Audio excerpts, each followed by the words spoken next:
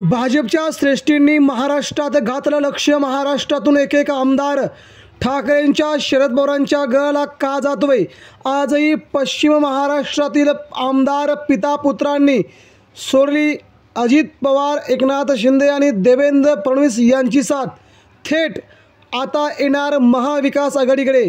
राज्याच्या राजकारणात खूप मोठ्या घडामोडी आता हालचाली घडत आहेत।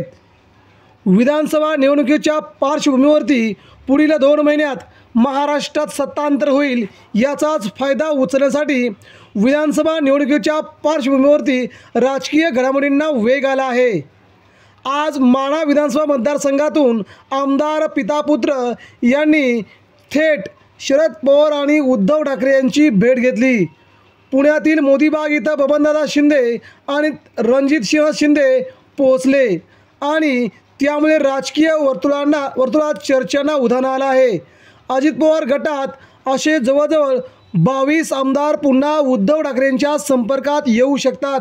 त्यांचा प्रवेश पुढील काही दिवसात होणार आहे। त्याचबरोबर आता मात्र भाजप आणि शिंदेंसोबत गेलेले आमदारही उद्धव ठाकरेंच्या संपर्कात आहेत। मात्र त्यांना तुर्तास शिवसेनेत घेण्यास शिवसैनिकांनी विरोध केल्यामुळे ते वेटिंगवरच पाहायला मिळत आहेत। मात्र शिंदेगडातील आमदारांना तोडीस तोड उमेदवार कोणतेही पक्षातील असेल तो आपल्यात घ्या, अशी शिवसैनिकांची एकमुखी मागणी आहे। मित्रांनो, आपल्याला याबद्दल काय वाटतं? प्रतिक्रिया द्या।